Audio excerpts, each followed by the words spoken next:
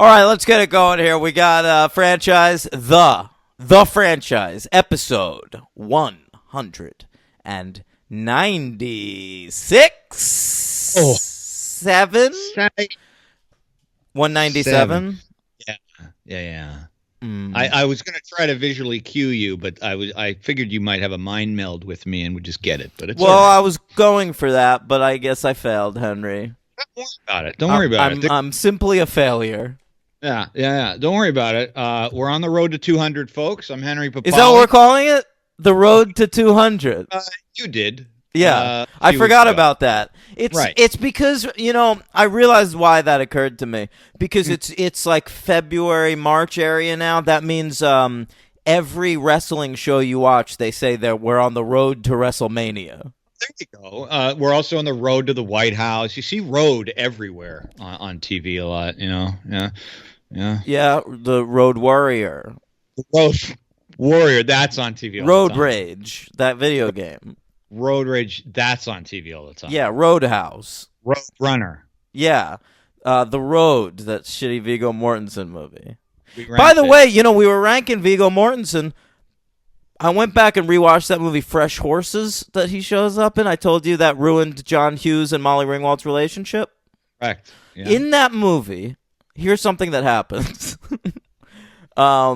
They trap Molly Ringwald in the back of a car, and Viggo Mortensen's father in the movie, and noted pervert Doug Hutchison, who, remember, got permission to marry 16-year-old Courtney Stodden.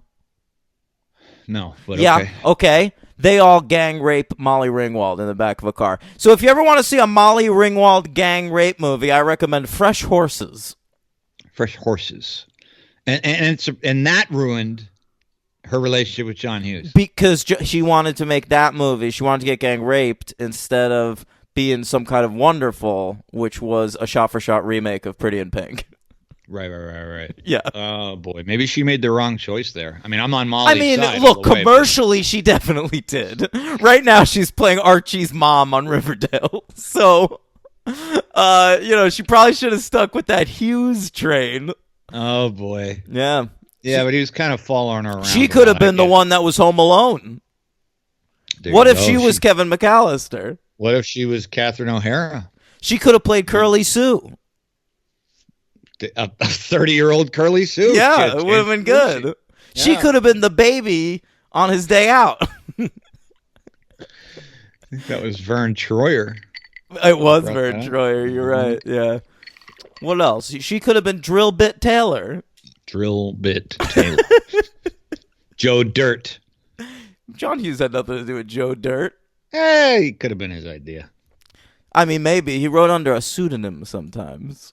Did he really? Every so often, there's like a movie that John Hughes secretly wrote. Is that right? It's always something horrible. Yeah.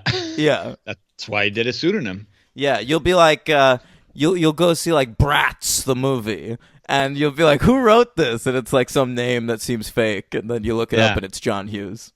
The Bling Ring. I don't think he wrote The Bling Ring. I think Sophia wrote that. Yeah, I turned that movie off. I remember that. Really? All those sexy ladies? That is unwatchable. That movie's unwatchable. And I like Sophia Coppola, but that's one of her lowest points. Yeah. All right, we got a lot to get through. Yeah. H-Dog. I kind of want to see that Beguiled remake she did.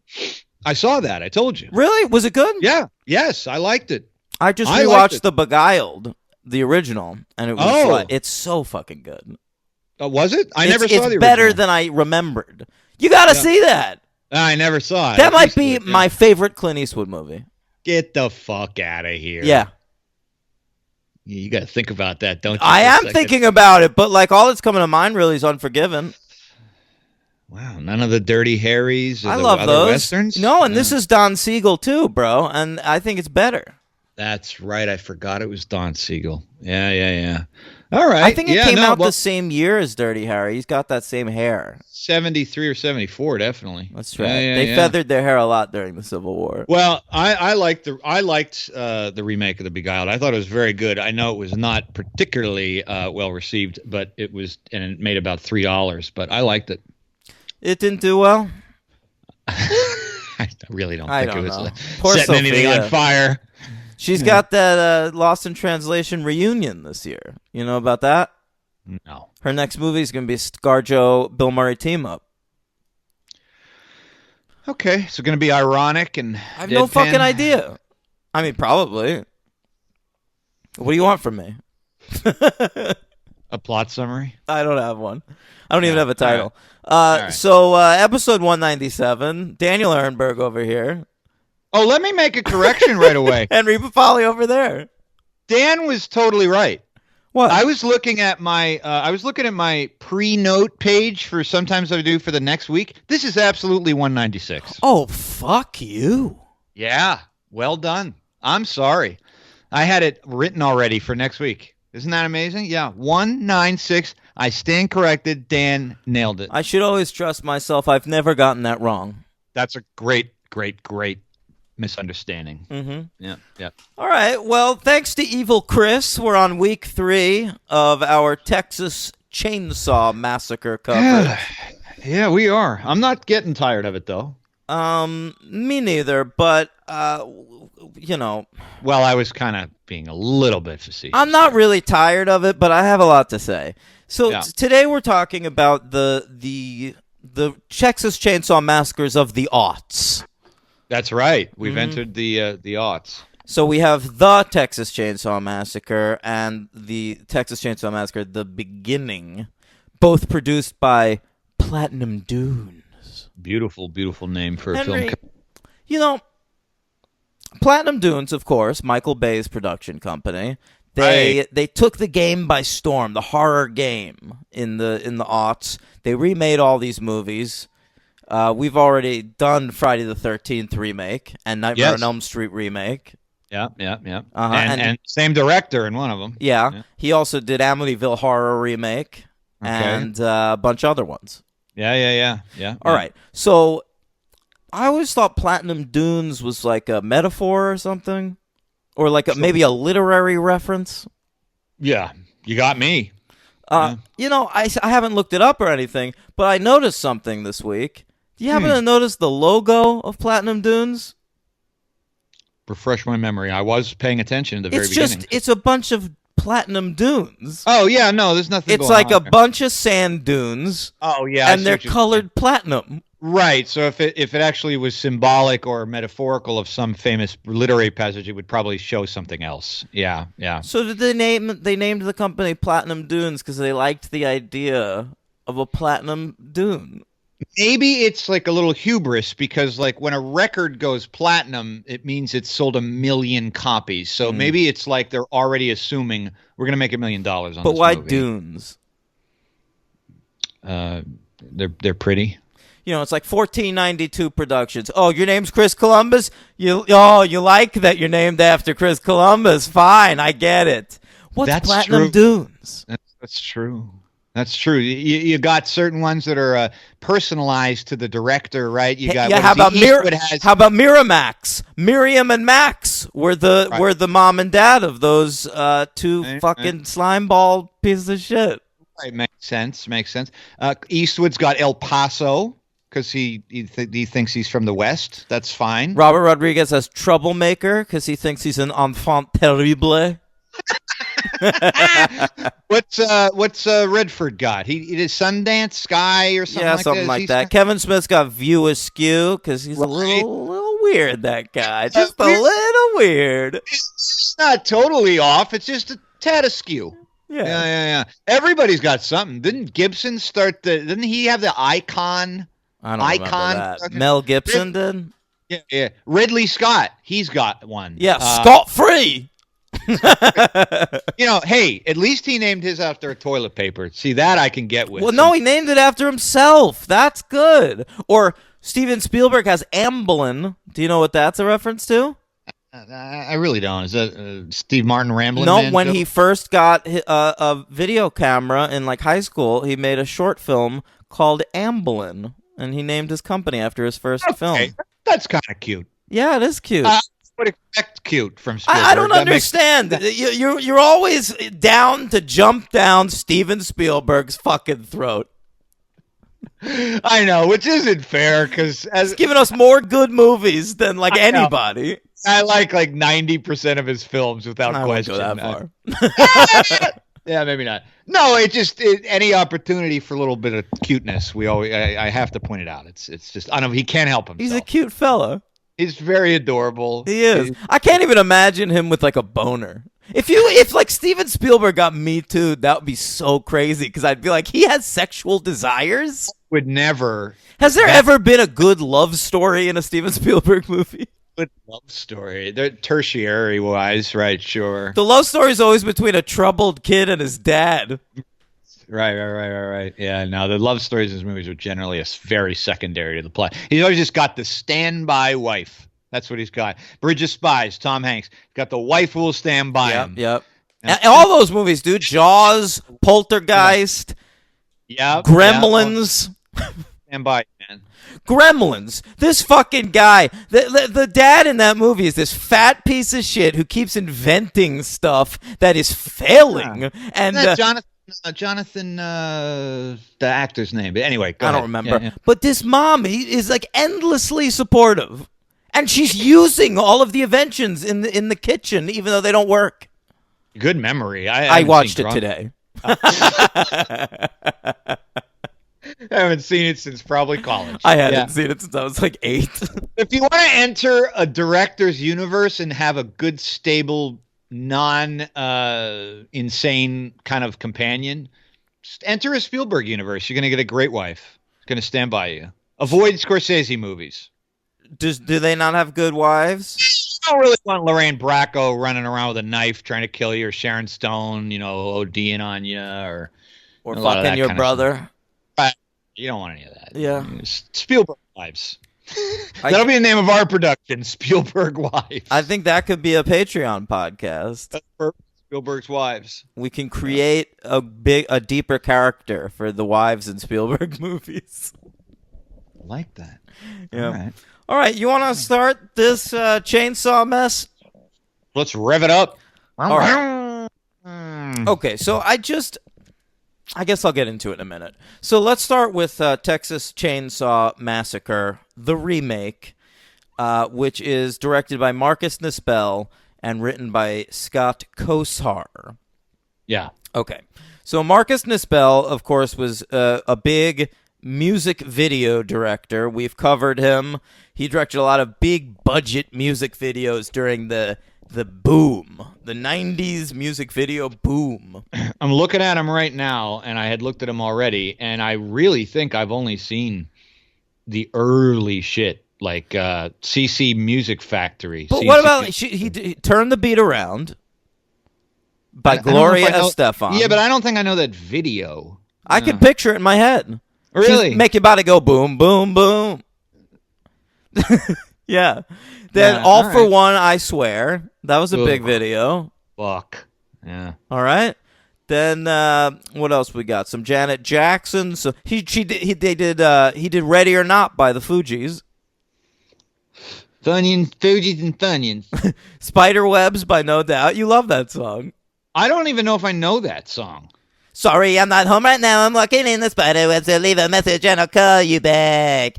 Ooh, likely story, but leave a message and I'll call you back.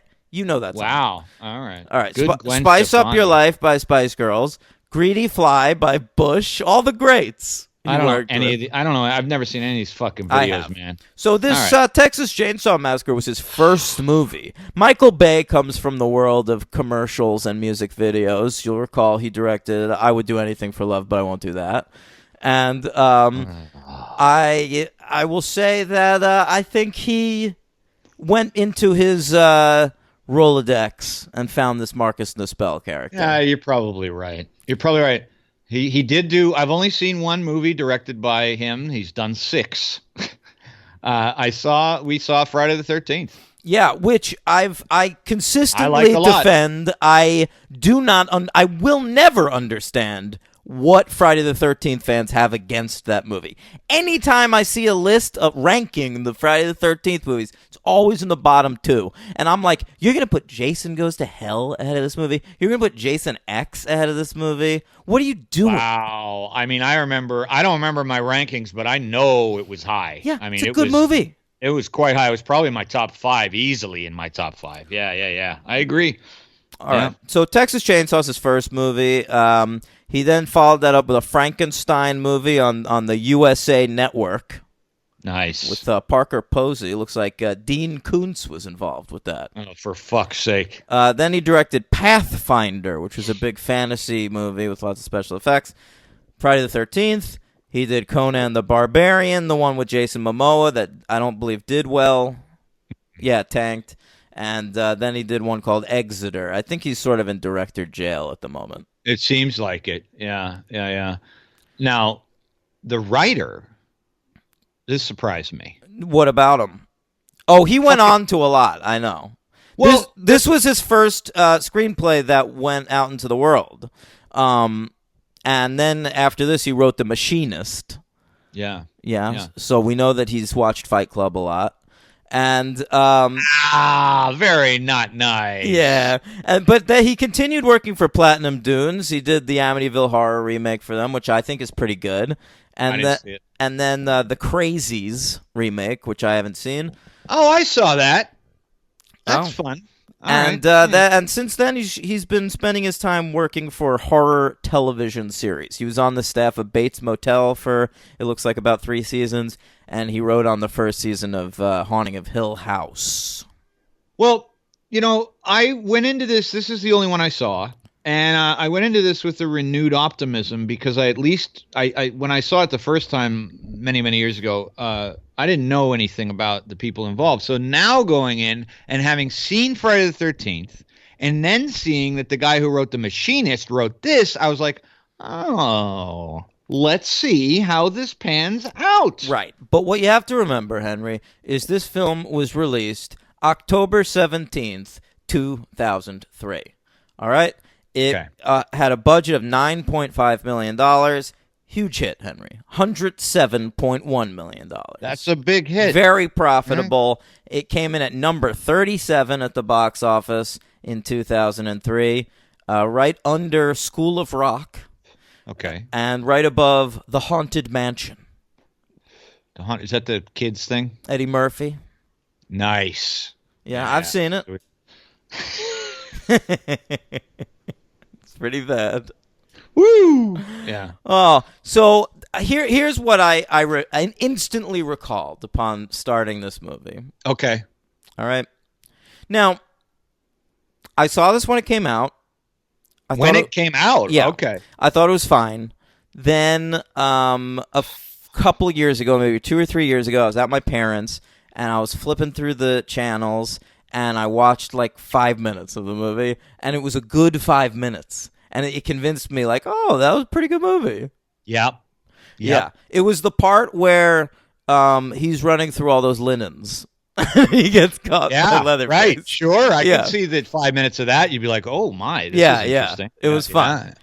My recollection is a little bit similar. I did see the whole thing, as I recall, but I had a very different sort of retconned memory of this movie. When I watched it, I remembered certain things very clearly, and others I was not prepared for. I think I know why. Why is that? Henry, currently we're in a new golden age of horror. Okay? Yeah. Companies like A24 and Blumhouse have put out some really magical films in the past few years. Some of the best horror films I think ever made, including Get Out and Hereditary. I agree. I'm glad you mentioned A24. Yeah, they do good work. Yeah. So this movie brought me right back to 2003 instantly. And those days were dark days for horror. And when we met, Henry, you did not like horror. Well, I was... You just weren't into it. I was into it by the time we met. No. Yes, I was. Just not as crazy as I then became. All right. Well, all I'm saying is, But I was only a couple years in, so yeah, I had a lot of catching up to do. So go ahead. You couldn't watch horror movies in the aughts. Okay. None of them were good. All right, and it comes from Saw. That's good. That first, I'm whether you like that movie or not, and I kind of like it. The first very good. Saw movie. Yeah, I think it's great. All right, fine. You like Saw? Calm down. I also like The Ring. The Ring. Yeah, that was another one. But Saw was the big movie. It was super fucking profitable. It cost like less than $1 million to make or some shit, and it made $100 million and launched a franchise that they were able to milk every year, and then that. So what people took from Saw, rather than engaging characters and in an interesting premise and one set project so you could keep costs down. What people took from it was everything's in the dark, everything's rainy, everyone's bloody constantly, there are no jokes, no one's allowed to be funny. When we kill someone, we kill them brutally, and the people who die are not allowed to have personalities. So everyone you like is going to live, and everybody who you're like, who's that person again? They're going to die. Interesting. Mm-hmm. Interesting take. Yeah. And I genuinely... I like Saw, but I genuinely think it ruined horror for 10 years. It had a deleterious effect. Ripple effect on the genre. Definitely, because this happens with horror. We tend to rip off what the new hotness is. You're right. After Scream, everyone was yapping using fucking $10 words. And you're right. And being very meta. And this period there was Saw, and you were right to bring up The Ring, because there was also that period of fucking Japanese style J-horror movies where we were like messing with timelines, and there were lots of always kids. Always creepy kids. Yeah. So that launched shit like Hide and Seek and Godsend and The Grudge and whatever. You're really, really right. Spot on about the look of the movies post Saw. I mean, you're right. They are very grainy. They are very dark. Everything's been run through a filter of dog shit. Yeah, and they don't have much humor at all. They're very, very almost sort of depressing. Yeah, they're kind of grim. Yeah, very, very all grim. the horror movies from this era want to make a statement about how the world's bullshit. Yeah, and I would agree with you that now more than ever, the horror movies of now, maybe 2009. There were people starting. There were people just starting in 2009. Guys like Ty West. But shit like that. Honestly, it's amazing to think about. But James Wan and Lee Wanell, the fellows who wrote and directed Saw, almost had to save horror from themselves. Because The Conjuring, which James Wan directed, was like a huge turning point for horror. Yeah, you're right. That spawned a whole other group of haunted house, conjuring spirits and shit. And now Lee Wanell figured out how to update the Universal Monsters finally, after many aborted attempts, including the Dark Universe. We've been talking about that since our first show ever. Did we bring up the Dark Universe? No, you did. I talked about the Dark Universe on our first episode. I love that. I remember that because it was a thing, and you were talking in general about how we're going to do the show. Talking about how it was going to fail, and I was right. Oh, you were saying like, they're trying to bring back, and I think I made there's a lot of 85-year-olds who will be interested in Boris Karloff and all that kind of shit, and they're still doing it. But now, according to you, they have semi-succeeded. Lee Wanell, I think, cracked it. But yeah, I just it took a while, and we had to just get away from the whole like torture porny thing for a while. Like even the good ones, Hostel was annoying. The Eli Roth like took over. There was Captivity. There was many. Hostel's a good. I mean, that's a whole other discussion. But Hostel just took Saw to the next level. Yeah, that's true. Yeah, it did. I liked the Hostel, but I don't know. I don't know if these movies hold up. I think Saw would, but I watched the first Saw recently, and it's still good. Yeah. But Hostel, I'm not so sure about, because ever since then we've entered an extraordinarily artistic period for horror movies too. Like, I've discovered all these people that like Oz Perkins. I've told you about. Like this guy just churns them out. He's fucking brilliant. Nobody even knows who the fuck he is. He's Anthony Perkins' son. He did I Am the Pretty Thing That Lives in the House and Black Coat's Daughter. The guys who did The Monster. I mean, I could go on and on and on. Yeah. Those guys did VHS. We're like a lot of good stuff. No, I know. It Follows, Under the Silver Lake guy. Yeah. There's a lot. This is a bad period. So this is a rough period, and I was just instantly reminded of it, like in the first second of this movie. And I think like it really came to a head at the end when it's like the original Texas Chainsaw Massacre has, what's her name, Marilyn Burns? Yeah. She's like running through the woods, and you can like see the layout of the woods and where everybody is, and the path to get to her and how she's trying to defend herself.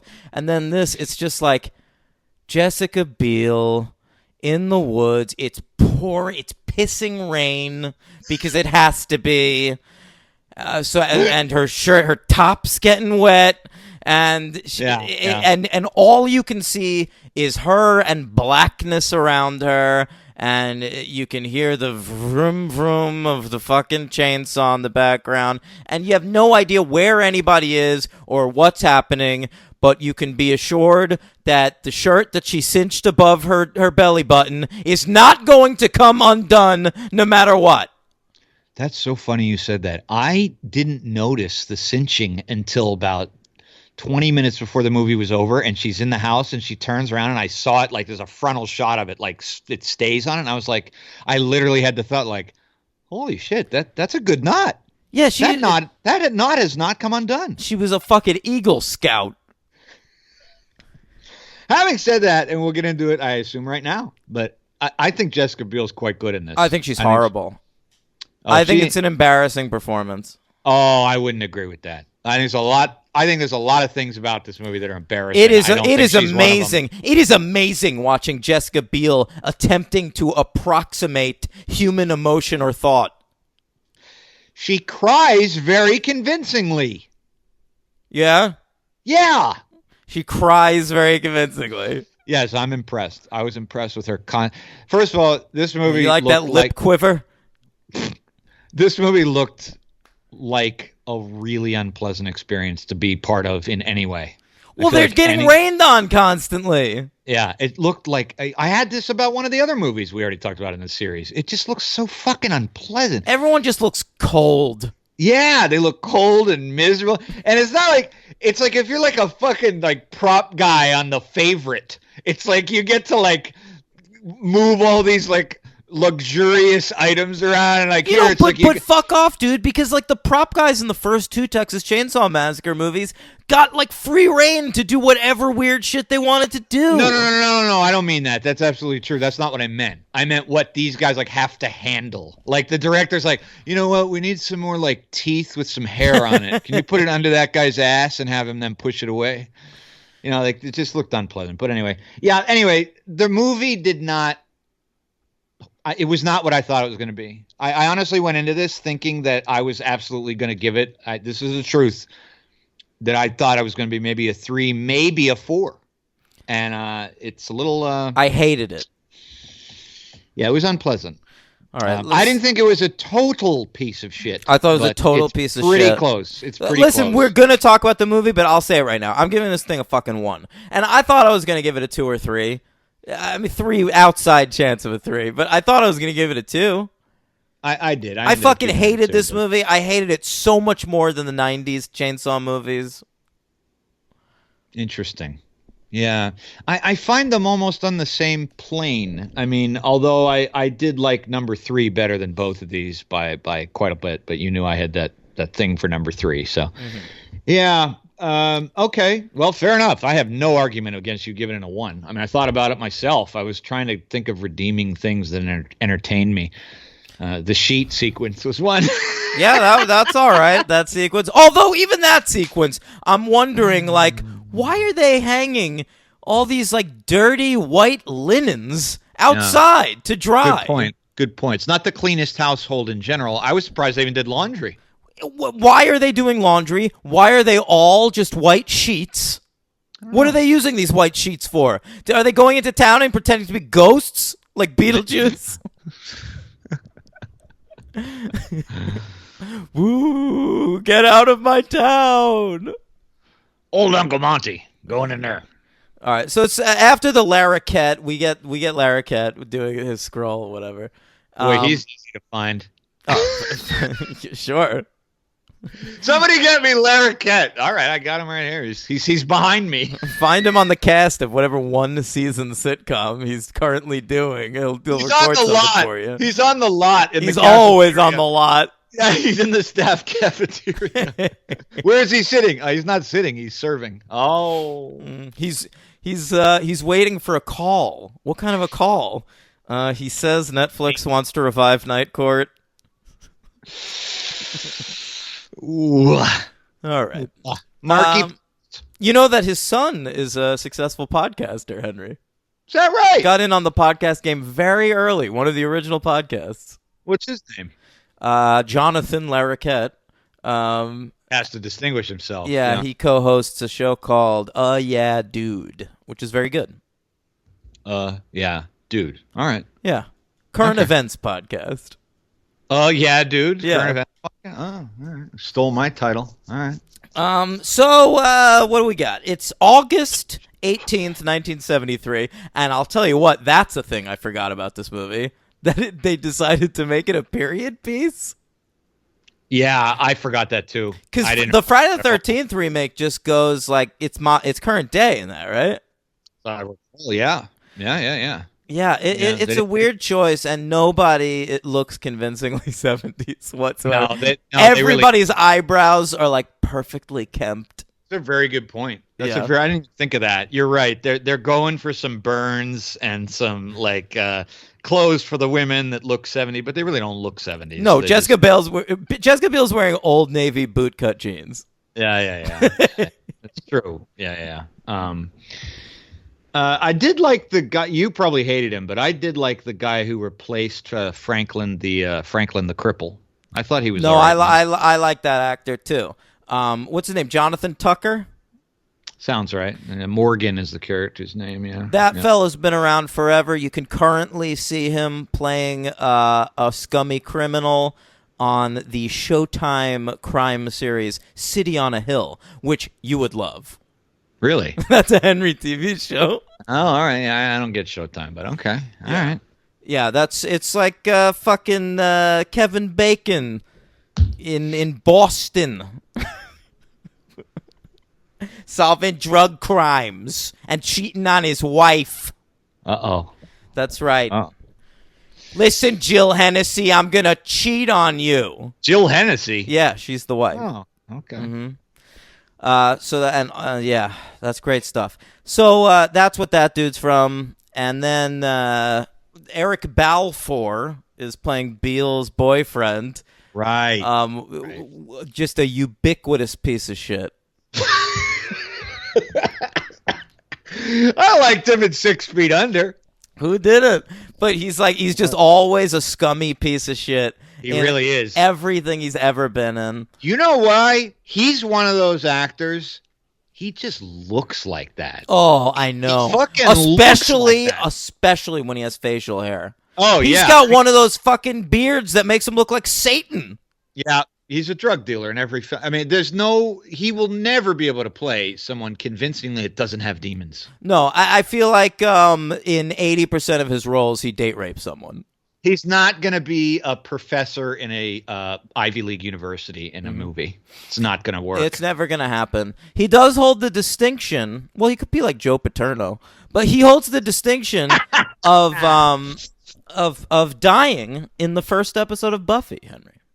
Oh, how about that? Dies in 6 Feet Under too, and this. He died in 6 Feet Under. I don't remember that. Yeah, remember his ghost keeps coming back and talking to fucking characters, or the one character, Lauren Ambrose, right? That's right. Yeah, I do remember that. Wait, what else has Balfour been in, though? The French Connection. 24. God, he's been on a lot of shows. Right, he was like a piece of shit on the OC. He was a piece of shit on 6 Feet Under. He was a piece of shit on The West Wing. He was a piece of shit on Dawson's Creek. It says on his CV, it just says fucking piece of shit. You need a piece of shit? Get Balfour. It's easy. Yeah. So that's good stuff. So it's then, on Ray Donovan too. Perfect. Oh my God, everyone's a piece of shit on Ray Donovan, including the show itself. Yeah, who's the hero on that? Liev Schreiber. John Voight. Oh man. And Eric Balfour plays a character named Kemper, and what helps you remember that is he's wearing a hat with the letter K on it. Like he's fucking Alvin from Alvin and the Chipmunks. All I kept thinking of was Ed Kemper. I fucking referenced him as a joke last week. The fucking serial killer. It's got to be a reference to that. It's got to be a reference to that. Can I recommend the serial killer thing? FX just did a documentary on this dude who was convinced that his dad was the Zodiac killer. Okay. It's really good. Oh, is it really? Yeah. Wow. All right. So, okay, they're driving in this van. Who have we introduced so far? Beale. Jonathan Tucker, who is not in a wheelchair in this, and I did not like that. They should. I thought he was. Didn't you? Yeah, because he's sitting in the back in the same way, but exact same position as the other guy. But he's not. We got Eric Balfour. Oh, and then there's the other couple in the movie, which is we have the girl, Andy and Pepper. Who's the girl? Erica Learson, who I really only remember from Book of Shadows, Blair Witch 2. Yeah, I saw part of that, but I don't believe I made it through. I actually thought she was pretty bad in her opening scenes, and then once the bad shit started happening to them, I thought she was okay as an actress. She handled herself. In those early scenes, she was supposed to be like some kind of a tart, because she like didn't know the other guys. They like picked her up, and like the one guy was making out with her, and that's the last member of our cast. I was already against these guys, though, when I learned that they were going to a Lynyrd Skynyrd concert. Well, I was into it. First of all, we don't need to know where they're going. That annoyed me. They could just be in the fucking car on the road. For what? I don't need to know. Just driving in the fucking little lowly hills of Texas, playing hill country. It ruined the movie for me because I was excited that it was a Lynyrd Skynyrd concert, and so the whole movie, everything they did, I was like, why are you bothering doing that? Just this crazy bitch killed herself in your car? Like, just dump her on the road and go see Skynyrd. Wasn't that funny? I had the same thing, man. And I felt a little, the dumb fucking movie like this, I felt a little wrong about thinking that. But it's like, the more I thought about it, like I was trying to think. I mean, right? I do. Yeah. I was trying to think about it so rationally. What happens in the movie is they pick up a hitchhiker, and it's not like a fun, interesting character like the one in the original. It's just like some crazy, scared girl, and she has a gun, and she shoots herself in the head. So they have to figure out what to do with this corpse. And at first, like, one of them makes a joke, drop her off on the side of the road. It must be Eric Balfour. Because he's a piece of shit. Yeah, maybe. And they're like, we can't do that. So they stop off at, like, a diner. Right? And I'm like, that's great. Okay, don't dump her off at the side of the road. Just stop at the first place you see, use the phone, call the sheriff. The woman at the diner says the sheriff is going to meet you at this place, this other place, in 2 hours. Okay? So I'm thinking, like, just leave her in the diner. But then I'm thinking, like, okay, the sheriff said he's going to meet you in 2 hours. This is a pain in the ass, but maybe you can do that and then still make the concert. So they go to the place where they're supposed to meet the sheriff, and there's some kind of mongoloid child there living outside, and they ask the kid from The Ring, by the way. Is it? Yeah. So they ask the kid, where's the sheriff? Is he here? Is he going to come here? And he said, the sheriff's never going to come here. You're going to have to go to his house. And they're like, why is that? And the kid says, because he's drunk. Right. Okay. Right. That's when I hit a wall. Turning point. Now you've tried. You have put in the effort. You did not know this girl. You don't know anyone in this town. You're leaving town to go to a Leonard Skinner concert, and you're gonna be late. You have these tickets. You're no more than 21 years old. Yeah. You got this kid here. He seems like he's been through the fucking ringer anyway. So just drop off the body with him. Just leave the body with him. He'll deal with the sheriff. Yeah, it turns out that this kid is like the sheriff's fucking grandson anyway. I don't know what he is. Yeah. You're absolutely right. And in a movie that I think is, especially because of who's directing it and who wrote it, I definitely think it's a movie where it's very slick. It's slick looking. It's very slick, very fast paced, and I think they want you to think it's fast paced, except for the dialogue, which is slow as molasses. Well, it's like the opposite of Scream. Hey, nobody say anything interesting. Right, and some of the scenes, which we'll get to, which go on forever. But no, I mean it's literally like these are teens who are I got the impression. Well, we're not going to do the dumb teenager thing totally like in the 80s. These guys are at least going to be, they're going to be more with it. They're going to have like snappy comebacks at each other. No, they're dumb as fuck. And it's one of those things where I think that the director and the writer are trying to put over on us that, these guys don't know they're in a horror movie, but we do. But if that's what they're trying to do, they have to make the characters act a little smarter than they do in this movie. And I mean, you're in this town where you've hired actors that are incapable of portraying smart. Yeah. Fine, but if they would have done smart things, you wouldn't have known. I mean, you wouldn't have maybe noticed so much how dumb they are. I would have noticed Beale. Oh, and the fifth guy we didn't bring up, the charisma vacuum, Mike Vogel. He's my LVP. He the fucking worst. He was the main guy on Under the Dome. I watched that for 2 episodes. You remember the main guy? Nope. Sort of a blonde guy with short hair. Oh, there you go. Now he's a blonde guy with a shag. In this, yeah, it sucks. Yeah, I knew we were in trouble. I had a moment where my first moment where I knew we were in trouble was when the girl kills herself and we zoom out from her head wound. Even before that, I didn't like how she pulled the gun out of her vagina. Great point. Forgot about that. Yes. I don't know if that's what happened, but she reaches up her skirt and there's a gun there. I didn't see a holster. Yeah. Yeah, no, it's gross. It's mean. It's gross. Yeah. It's trying too hard to be sexy too, and for such like a disgusting movie, it's like impossible. Like the whole movie, I'm like, stop trying to give me a boner movie.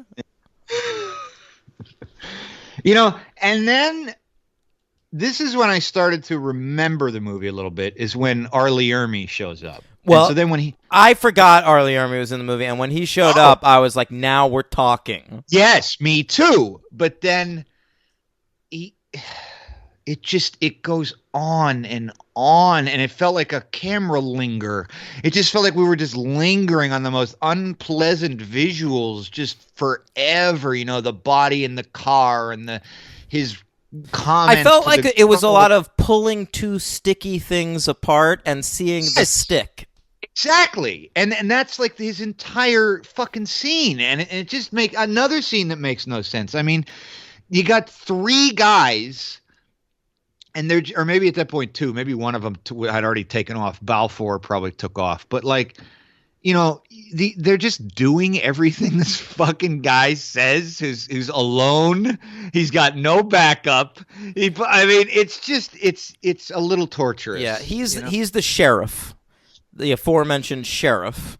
I mean, we learn about that in the next movie, but I mean, it's amazing he has the exact same job here that he does in Full Metal Jacket. All he's asked to do is from this point on in the movie, you're going to be a sadistic piece of shit. And you're right. You're right. I mean, you watch Full Metal Jacket, and he does it in the most compelling way you've ever seen in your life. Yep. And you watch him in this, and it's just him yelling at people and cursing at them and saying gross things about their sexual organs. And yeah, you're right. It's not funny. It's not scary. It's just loud and grating. I agree very much. The thing about R. Lee Ermey which I think is too bad, is that he is a good actor. And I mean, I was thinking of him like he's in Seven. He's fucking great in that. Like when he's love him. Down. I love him as their ex-gym coach in Saving Silverman. I never saw that. You're missing out. All right. Listen, if you ever wanted to see R. Lee Ermey, Steve Zahn, Jason Biggs, and Jack Black performing Neil Diamond songs together, you get yourselves to some Saving Silverman. You lost me at Jason Biggs. But and then the movie by Tim Robbins, I'm sure you hate it, but with Sean Penn and Susan Sarandon. What's the movie about the death penalty? No, that's a good movie. Dead Man Walking. Dead Man Walking. He's great in that. Like he is a very good actor, but unfortunately, directors just fucking salivate at getting him to repeat his performance in Full Metal Jacket. And you're absolutely right. It's too much. It's overdone. And well, you're really talking me down to a 1 here. I can't think of anything. I like it. I like that I'm influencing. So Balfour gets it pretty quick, actually. And he had a wedding ring that he was going to give to Beale, which is very sad. What we see the inside of the Leatherface house finally, and we meet Leather, and he's got a wife, this fat lady, right? No. Oh, that's in the next one. He doesn't have a wife. He doesn't have a wife in this one? No. It's like his aunt or his grandma, or so, because R. Lee Ermey is calling her Mama. Oh. So I would imagine she's either R. Lee Ermey's wife or, I mean, a lot of inbreeding going on here. So, but I don't think Leatherface is. We don't touch on the cannibalism too much either. I feel like we're really playing that down in this one. Not in this one. No, we see them at a meat factory at the end. I think that the implication is that it's like a reveal of the cannibalism. I think you're right. But yeah, that's not in here. I was kind of grateful. I think we had enough disgusting shit in this movie that I didn't really need the cannibalism. However, if they would have done it, I really probably wouldn't even. I was so desensitized at that point. Did you notice the severed head in the house? Yes. All right. Question. I guess I was right then. It's Harry Knowles. It's Harry Knowles from Ain't It Cool News, who at the time, or maybe just before this in Hollywood, he was like the most feared man in Hollywood because he had insiders at all the studios, bro, spies, and he would post spoilers on the internet. I didn't know that. Oh yeah, that was the big thing. That's how Ain't It Cool News got launched. They freaked everybody out, and then all the studios realized that he's a starfucker, and if they just like invited him to all the premieres and shit, he would stop fucking with their movies. And my God, that's what happened. So this is like an appeasement of some kind. Like, look, Harry, we put you in the movie. He showed up in The Faculty also. Okay. Yeah.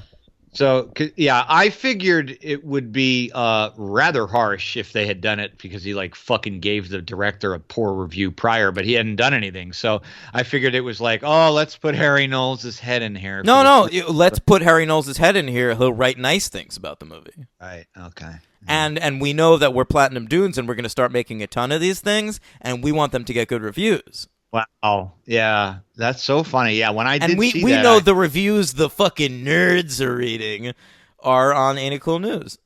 Yeah, that's funny. We caught that. I don't know. I mean, what do they think? The fucking general public's going to? No, he doesn't care, right? He doesn't care who catches it. No, they don't care. It's for him. That was for Harry. Yeah. Wow.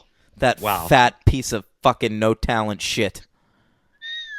One of the worst writers I've ever read. Is he really? I only know him because I saw him when Ebert had his show and he had guest appearance. I bet. He put him on there. I'm sure. Yeah. Oh boy. I'm sure he gave something 2 thumbs up. I think it's 1, but man. They have to take down one of the armrests in the movie chairs for him to sit next to Ebert. He's a big guy. He dwarfed Roger Ebert, and that wasn't easy to do. Oh my god, he's so much bigger than Roger Ebert ever was. I agree. Yeah. He had to sit in a wheelchair for a while. Harry Knowles. He got too big. Jesus Christ. Yeah. Ay vey. All right. What happens next? They get that guy Mike Vogel out in the field with the tarps. They get they're ripping people up, and Beale has to kill Vogel, right? Because they leave him to die.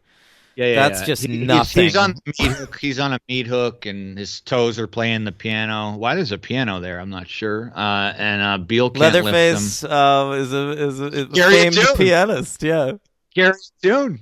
Yeah. Oh. Leatherface is exactly the kind of dude who used to try out for American Idol and would make the early rounds. Ladies and gentlemen, Leatherface. He would do a St. Louis blues. What? Leatherface. He goes by Leatherface. He's going to do Material World by Madonna. Oh, wow. That would be great. Leatherface serves no... I have to say, it's a little harsh. Don't cry for me, truth is I never left you all through the wild days. My marriage is circle of life.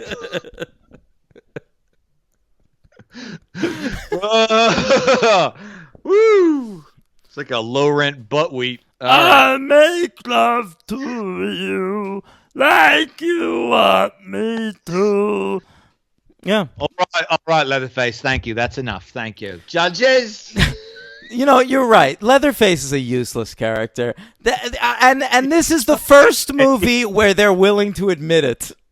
Because they get Arlie Ermey in this movie, and he's the killer. Leatherface is so sidelined. He's a set decoration. That's all he is. I hadn't really thought that. You kind of alluded to that in the previous episode, but he really is just... He's like a non-character. Yeah. I mean, he wouldn't exist without his family. No, he's the muscle. He's the muscle. He's like a hired hand. I can't tell if he's like Jason, who was abused as a child and then became understandably had a hatred of teenagers. I can't tell if he's Michael Myers, who just was born. We'll find out in the next movie. It's the origin story. Yeah, okay, but it's still thin. It's fucking thin fucking ice, baby, in character development here. I mean, he just runs around with a fucking... What are you talking about? I thought it was a great deep dive into the psychology of Leatherface. Real deep dive. Yeah, I think you could have all these movies. I think you could have these 2 movies. You don't even have to have Leatherface in it. Honestly, if Leatherface wasn't in one, especially the beginning one, because that one we're really digging into Arlie Ermey. If Leatherface didn't show up in that movie, I would not notice. I wouldn't have either. No, there's nothing. There's no in absentia. He's the most boring member of the family. He's certainly more boring than Arlie Ermey or the 700-pound woman or Uncle Monty. I mean, their backstories have got to be interesting. Yeah, here's a hot Texas Chainsaw Massacre take. Fuck Leatherface. Study the Hewitt family. Yeah. Which decided to change now from, wasn't it Sawyer before? Yeah, why Hewitt, do you think? Is Jennifer Love part of this family? Jennifer Love. Don Hewitt. Isn't he like a big exec at, wasn't he a exec at CBS? Don Ohlmeyer? No, that's NBC. I don't know. Hewitt, he's like a fucking 60 Minutes guy or some shit. Probably. Hewitt Marcus Downs has a thing against Don Hewitt. That'd be great. Oh, Henry. I do not like your Don Hewitt or your show. I name my characters after you.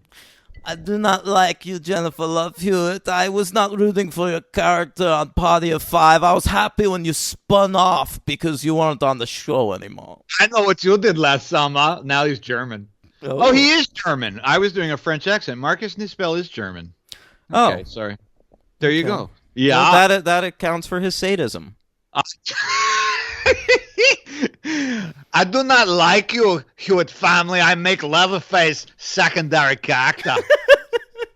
It's not important like Uncle Monty. I want to be president because I was not born here, but I can direct CNC Music Factory. Yeah. What did CNC stand for?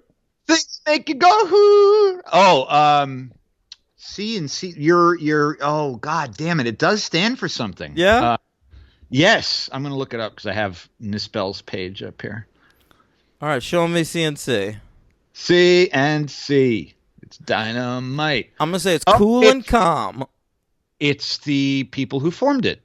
David Cole and Robert Cleveels. Yeah, I guess Cole and Cleveels Music Factory doesn't exactly roll off the tongue. Oh, CNC Music Factory, baby. I had that tape when I was a kid, by the way. I bet you did, man. I bet you danced around to things that make you go, and play that funky music. White Boy, I bet you liked. Where does that come from? I'm just thinking of songs that I bet you liked as a kid. I bet you listened to I'm Too Sexy a lot. No, I never bought the Drop Dead Fred. Drop Dead Fred? Yeah, there you go. It's Right Said Fred. Yeah, I know. Yeah, no. I remember Arsenio Hall was in the video, by the way, for Things That Make You Go, I remember that, too. Yeah. He was around everywhere, though, man. He was ever present. That he was, until he wasn't. Arsenio Hall, of course, won a season of The Celebrity Apprentice under our Lord and President Donald Trump. I watched that with you. You watched that season? Do you remember who he beat? Penn. No, Teller, one of those guys. No, that was I believe that's a different season. Penn was on a season, but didn't. Oh, you might be right. I think you're right. I remember very clearly. But was Stephen Baldwin on that season too? I don't remember. It could have been, but I feel like I remember Arsenio Hall really getting into it with Stephen Baldwin. Oh, he could have. I don't remember that. I remember it very clearly because you already predicted that Arsenio Hall was going to get it because he was going on to try to have a show, and fucking Trump was going to support that. And whatever. I think he produced the show. Something like that. It didn't work out. Yeah. Okay, Henry. What happens now? They're running around. They're trying to get away. There's a baby. There's a baby in a trailer. It's the kid. Oh, right. Beale runs off and finds that fucking trailer. And there are some ladies in there, and they're clearly part of the family, but she doesn't get it right away. Right. And they send her to Leatherface. It's just like a detour in the movie. Nothing actually happens. We just get to see a freakishly obese woman and a strange-looking... The Mong baby shows up and leads her out of the house. That's how she's able to escape. Oh, she get out. That's right. He's right. Over here. Yeah. So we get like a detour. That's a good word for it. She drinks some hallucinogenic tea. One sip. Down. One sip. I bet Eric Balfour's used that hallucinogenic tea.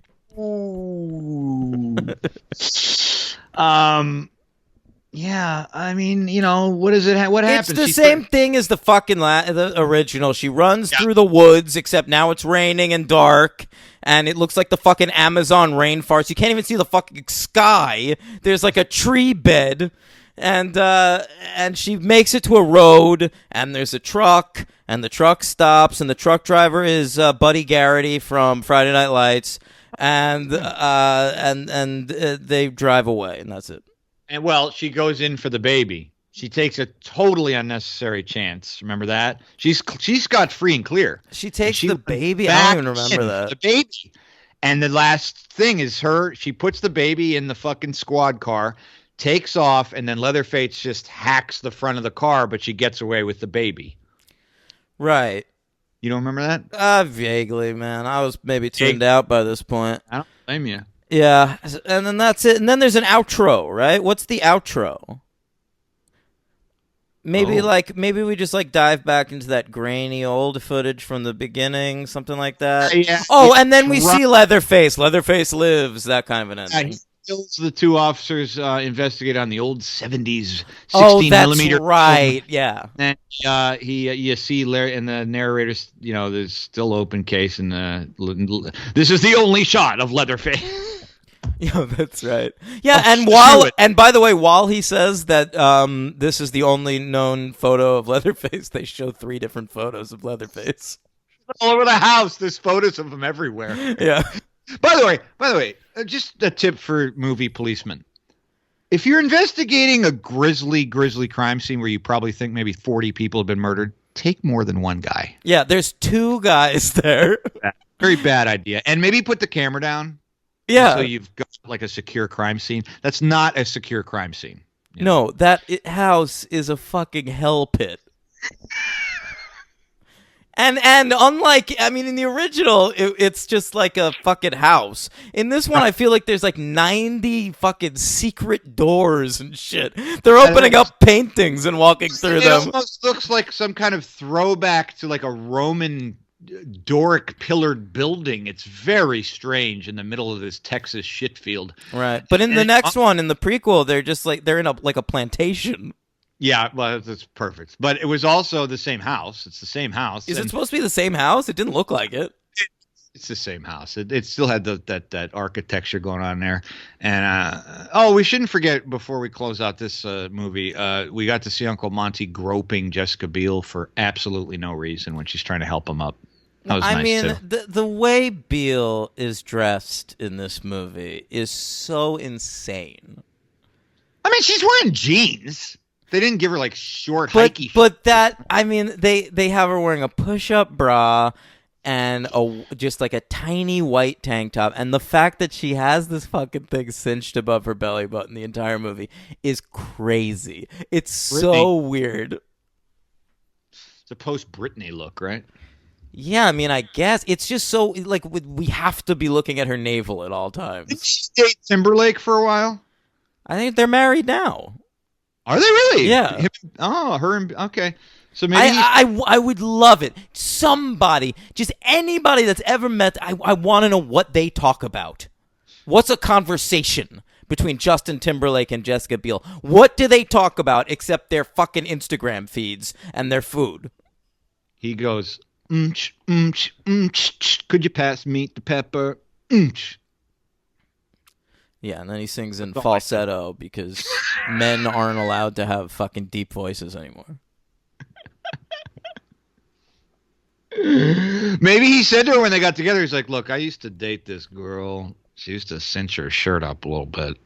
You want to try that out for me, honey? It's like, oh, really? Who'd you date? And he's like, no, just nobody. Just, would you mind? That's why they're going strong. Yeah. The sinner. Okay. I give it like Bill Pullman. Too. I give it a 1. What do you give it? Yeah, you talk me down. A successful talk down because I wrote it in bold. I wrote 2 stars. All right. I'm moving it, which is I don't know if it's going to affect my rankings, but it's a 1. I can't do any better than that. I am not going to change my MVP though. I disagree with you. Of all the people in this movie, I think she's totally fine and inoffensive, and that's Jessica Biel. I really just thought she was horrible. Really, just awful. I wonder who you did think was good. We didn't talk about him that much, but I thought that kid Jonathan Tucker, who is the wheelchair kid who's not in a wheelchair. Is she supposed to be Beale's brother though? Still? No, I don't think there's family relations in this group. But they're supposed to be like tight. Like Beale is dating Balfour, but I think like that's her best friend or something. And I thought he had a nice little air of waspish superiority, but also like a little bit of a stoner vibe. I like that actor. You want to pull him up real quick? I feel like he's been in a few things that I can recommend. What's his name again? I already pulled Jonathan Tucker is his name. Jonathan Tucker. This is good listening. Yeah. Listen, he was the kid in Virgin Suicides, like the main kid. Yeah, I see him here. Yeah. He's been in a lot. He's been in a ton of shit. Look out for him. I've been waiting for him to get like a really good role in something forever, and I think he finally has it with this City on a Hill show. All right, yeah. He was in Westworld, too? He was on 5 episodes of Justified. He played like a hardcore killer on that. He played this mayoral elector guy on Parenthood. Okay. He's been around. Well, he's been 2 of your American Gods and Westworld and shit. Yeah, a lot of shit I watch. Hannibal. Yeah. Damn. All right, so good for that guy. Good for that guy. So he's your MVP. Who's your LVP? My LVP, same as mine, I think, probably. Well, I was going to go with Beale. Oh. But I think even worse than Beale is Mike Vogel. Yeah, that guy's real low. Just nothing. Just giving us nothing. Nothing whatsoever. And he's paired with Erica Learson. I feel like he never even talks to her in this fucking movie. He's not that interested. They get one scene where they're heavily making out. Yeah, and then that's it. They're done. Yeah, Learson's pretty good. She'd be like my backup MVP for Tucker. I agree. Like I said, I thought she was really off-putting in that first 15 minutes, but once Peril hits, I think she's pretty good. All right, and do we have a superhero count for this film? We do indeed.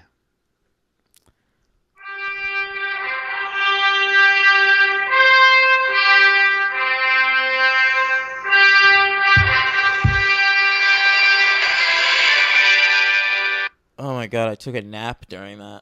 Really? Did you feel refreshed? I do, kind of. Yeah. Let's get into it. Good. All right. There's a little bit of there's a few. So get comfy.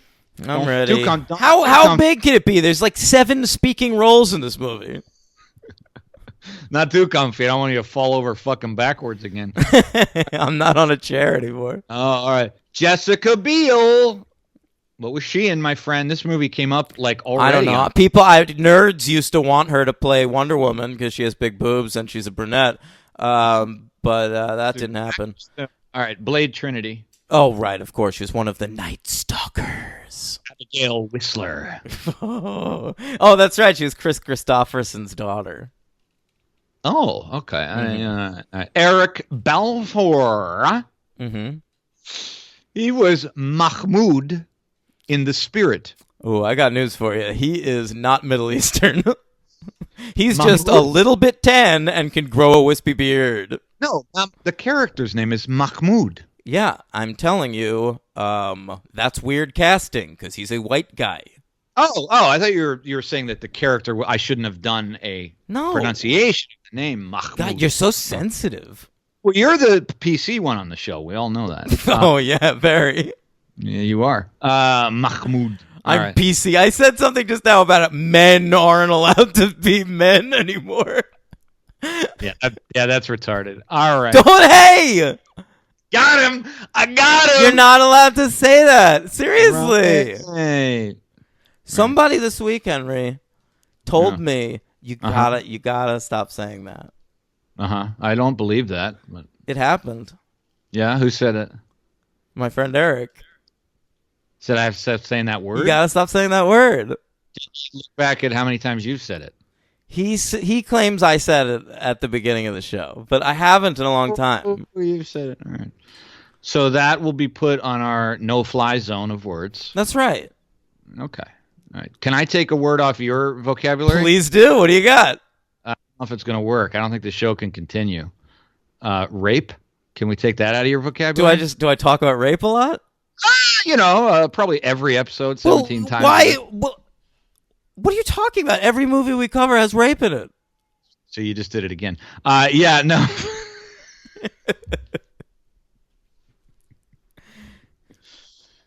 Sorry, Eric. I'm scared of rape. You know that. It's one of my biggest fears. Oh, no. You said it again. All right. Andrew Briniarski. Leatherface. Yeah. Now, he's an interesting guy. Did you read anything about him? I did. He doesn't seem like a very nice person. I'll tell you that much. Really? I want to know what you read. So this guy, he was in... He had done Pearl Harbor with Michael Bay and became friends with Michael Bay. And when he found out that Michael Bay was producing this, he insisted that he play Leatherface, and he let him. Right. And I read that he wished that he called the original guy who played Leatherface a fucking hack, and he can suck his nuts. Really?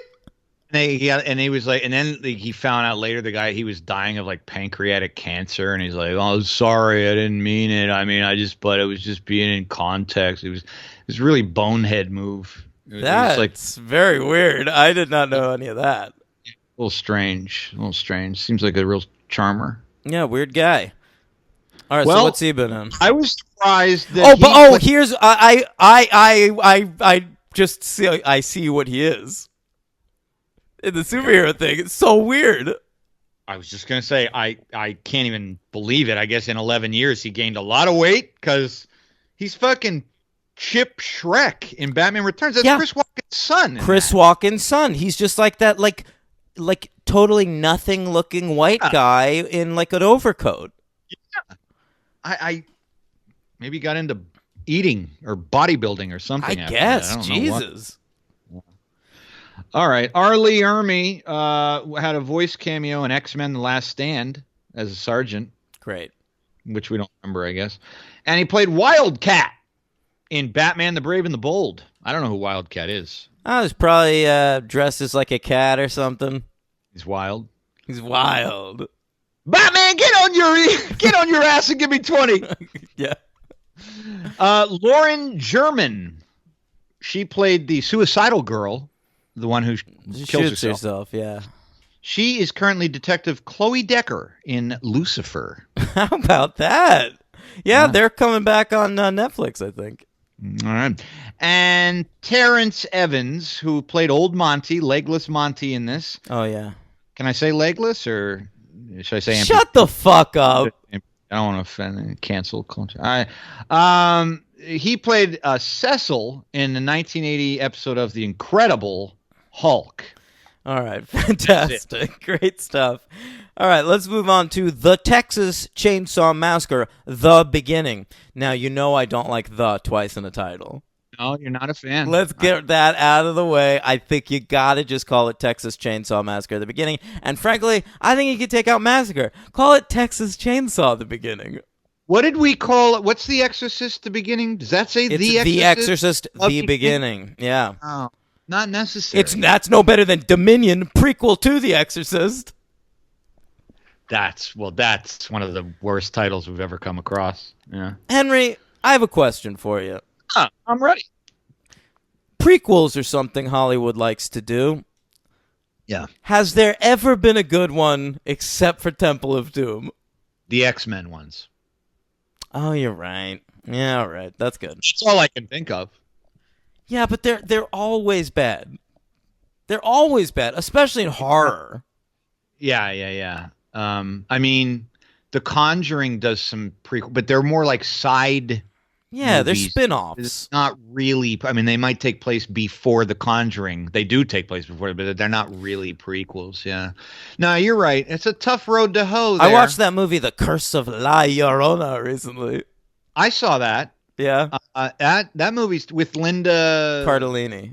Yeah, I saw that on a really, really, really bad date. Oh, wow. Great. I didn't tell you about that. I'll tell you about that off air sometime. That was a very poor date. Give me one thing that went wrong on the date on air. Oh, boy. Come on. If the girl's listening, she already knows it's her because she saw the movie. I don't think she knows how to operate a phone or an iPad or anything else. Okay, then who are you hiding this from? Nobody, I don't talk about my personal life on the show. All right. Give me one detail about this date. Okay, all right. She was very high. When she showed up? Yes. She wanted me to, she was very high. She was also very drunk. She had fingernails that were longer than my head. And I'll just tell you a bunch. And she told me a lot about her crack addicted brother.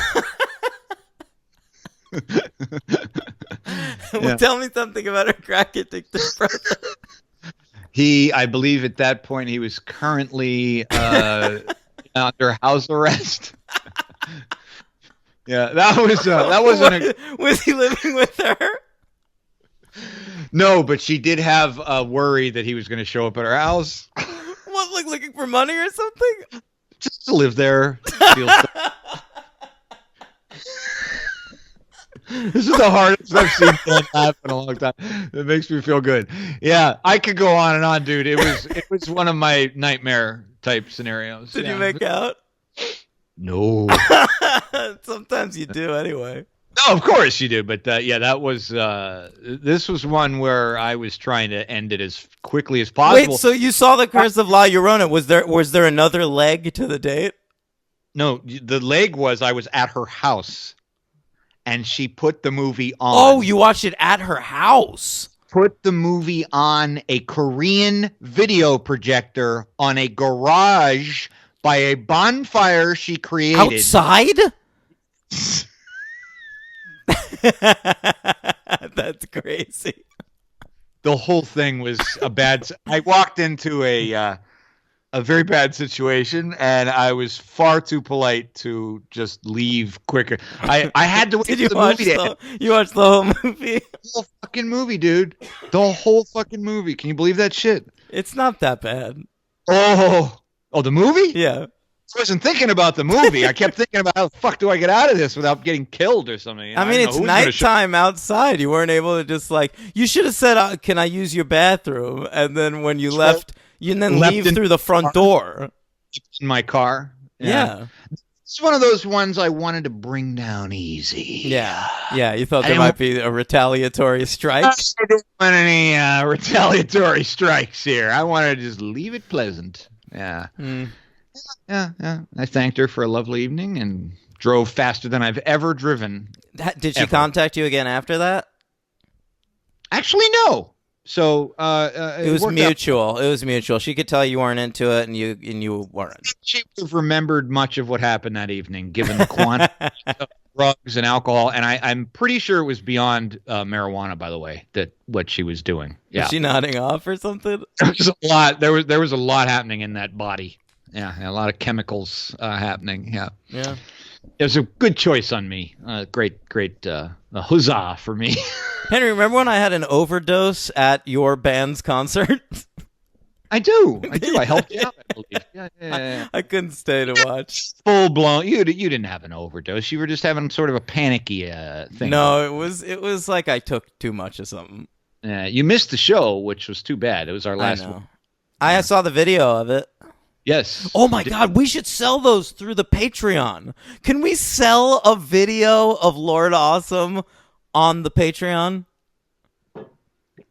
I don't own the rights to those. That would have to be kind of made by the group, don't you think? Yeah, but I mean, we've had both other members of the group on the show. I don't think anyone wants to see that. Why the fuck? Are you fucking kidding me? I bet we could put a $25 price tag on that on the Patreon page. They'd go like hotcakes. The one video? Yes. Like 30 of them. That one, you mean? That last Just the video of that Lord Awesome show. Good show. It is a good show. Shot by 2 cameras by a film student. I remember. All right, we'll talk about it. Okay. All right, so everybody... Let us know if there's demand. Yeah, everybody heard Henry's bad date story. I know Dan is very, very happy right now. That blew your mind a little bit. That was the greatest. For you. Yeah, the greatest, man. We got to hear more about your dating woes. Yeah. All right, periodically. Yeah. Okay. The Texas Chainsaw Massacre, the beginning, is directed by a nude guy, Jonathan Liebsman. Yeah. And I've seen a few of his movies. So he's a failure, this guy, basically. But he makes a lot of movies. His first film was 2003's Darkness Falls. Which I had thought I saw, and then I read the synopsis. I didn't see that. I have seen it. It is The Tooth Fairy is the killer in that movie. Nice. Good, it's a monster movie about the Tooth Fairy, and it stars like the 5th lead from Buffy. Then he did Texas Chainsaw Massacre at the beginning, which we'll talk about. He followed that up with The Killing Room, which looks like a sadistic piece of shit, and Nick Cannon's in it, so I'm steering clear. And recently Me Too'd Timothy Hutton. And yeah. What did he do? Raped a model. Stop it. That's what she says. Oh, wow. Timothy Hutton. Mm-hmm. That's surprising. Wow. Yeah. Might have been those days after Ordinary People. He thought he had some juice. That Ordinary People juice. Yeah. So right on that Oscar nod. He did do a movie I thought was quite entertaining, which I fully anticipated to be a complete piece of shit. But I saw Battle Los Angeles. I can't believe you found that entertaining. Because, Henry, that movie, I loved the trailers for that movie. And so when it came out, I saw it in theaters opening weekend.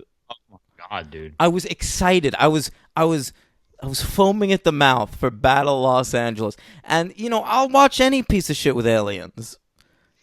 Yeah, I like alien invasion movies too, but I think this was like a rental on me pre-Netflix. I thought this was terrible.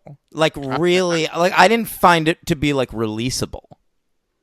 Yeah, I didn't. I mean, I think I saw it in 2013. I remember being entertained. Yeah, I like Aaron Eckhart, I guess, but even Aaron Eckhart in that is just doing like his military guy thing. Yeah, but I dig that. I love his fucking military guy, man.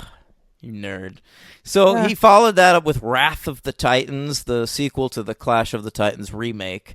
Nice. And then he did for Michael Bay the Ninja Turtles live action movie, which was like a huge hit. And and then he's since then all he's done is he did the pilot of this show, the Shannara Chronicles, which I don't even know what network that was on. Shannara? Yeah, I have a theory about why he hasn't been working lately, and it's that he's Jewish. What? It's been the Sabbath for the last 5 years. No, just there's a lot of anti-Semitism in the country now. Yeah, so there sure is. That was a great swastika flag at that Bernie Sanders rally last week. Real nice. Yeah. Really tied the room together. It's that cartwheel, it's a plus sign doing a cartwheel. Yeah. So he's apparently attached to the Halo thing they're doing. I don't know if it's a TV series or a movie, but Halo is like an Xbox game. Yeah, I've heard of that. Yeah. I happen to remember when Brian Michael Bendis was writing a Halo comic book for Marvel. And after that came out, he said that they were a nightmare to work with, and like they're so particular about the world of Halo that they go through like every little detail with like a fine-tooth comb and like make sure it's to their exact specifications. And so I bet you this dude hasn't worked in a few years because he's been working on this Halo thing. Okay. Wow. Interesting. Yeah. Anyway, he directed it. We have a new writer, Sheldon Turner. Sounds like a fucking nerd to me. He's an Academy Award winner, I believe. Really? Yeah, or nominee. Sorry, because he wrote or he did a draft anyway on Up in the Air. Oh yeah, that mediocre. Yeah. Yeah. But other than that, he's just written this and The Longest Yard with Adam Sandler. He has a story credit on X-Men First Class, but not a screenplay. And then he's got some unproduced pilots. You can't win with a name like Sheldon. What are you talking about? Sheldon's the #1 character in the world. Yeah, right. That's what I mean. See, you got what can you do? You can do Shelley. You can do Shell. None of those names are cool. Nobody wants that. No, you just got to be Sheldon. You could go by Young Sheldon. Young Sheldon. Yeah. Put an adjective in front of it. Oh, Henry. Great stuff. So, the Texas Chainsaw Massacre, the beginning, was released December 6th, 2006, on an increased budget of $16 million, and it made $51.8 million at the box office, which is less than half the gross of the original movie. It came in at number 78 at the box office, right under The Illusionist and right above The Grudge 2. Okay. It was That's still not a flop. I mean, no. It made money. It made money for sure. But apparently it only made like $35 million in America, and then the rest was overseas. And that to them was not what they wanted. And Platinum Dunes decided not to go forward with a third one, which was originally the plan. That's probably a good idea. It's always a good idea to make fewer movies. That's our tagline. I like that. Oh, wow. That is a great tagline for our show. It's always a good idea to make fewer movies. Yeah. This was nominated for a Golden Raspberry Award. Oh, shit. Yeah, I knew you wouldn't have that ready. Well, what the fuck would I? All right. Yeah. That's exciting, though. I'm very, very, very. I think this is the first award that this franchise has been nominated for. It has to be. I would think that it would be one of those bullshit. awards. It would have to be, here we go. Look at that. Here we go. It's the raspberries, no razzmatazz. All we're lacking is a little pizzazz, 'cause it's the golden raspberries. It's the worst of the worst, not the best of the best. It's pizzazz gone raz.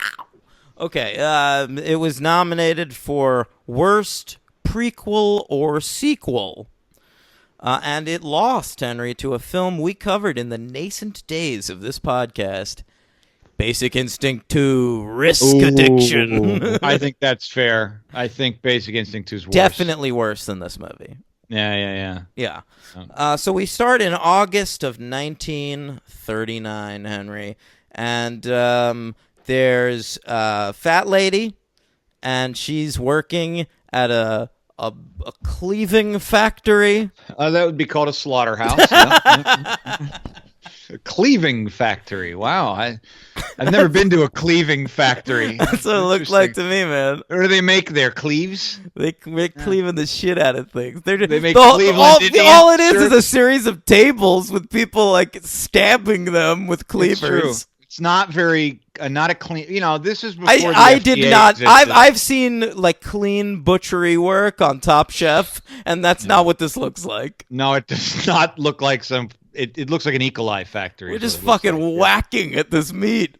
Yeah, it's true. That's true. And this poor woman, I loved this opening though, Henry. Ugh. Honestly, like 15 minutes into this movie, I was like, I think I love this movie. Uh-oh. And I kind of turned on it eventually, but I was into it at first. So it's this fat woman. She starts like having a conniption fit on the cleaver room floor, and she falls down on the ground, and you think she's having a fucking heart attack or something, but she's not. I knew it was going on. She's fucking pregnant, and it's Leatherface. I knew it was going on immediately. Yeah, I knew it would be Leatherface's mom, but I didn't realize that she was already pregnant and didn't know it. I think she knew it. I don't think she knew it. I think it was like one of those like, oops, I have a baby things. Oh, yeah. Like a toilet baby.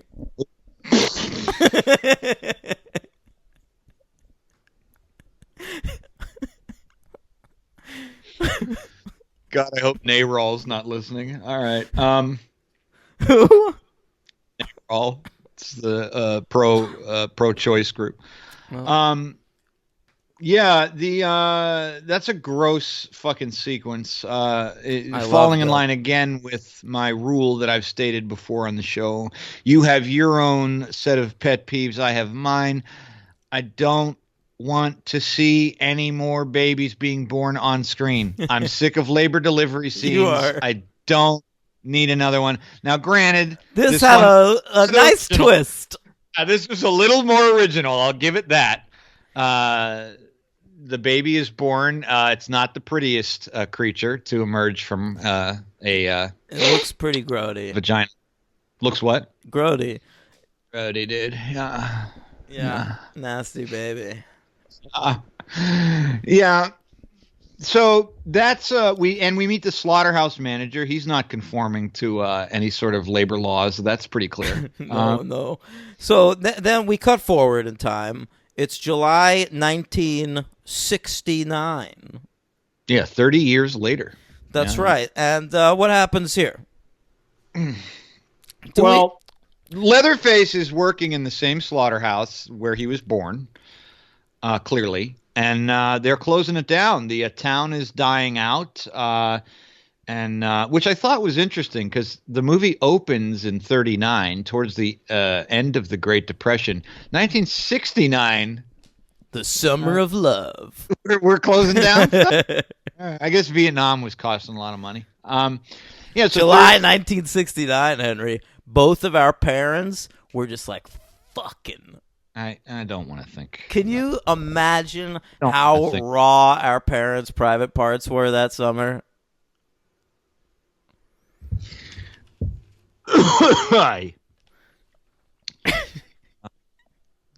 What do you got? I lost my train of thought. What happens? How did we start in the 1969 sequence? I sort of forgot the plot of this movie. Shocker.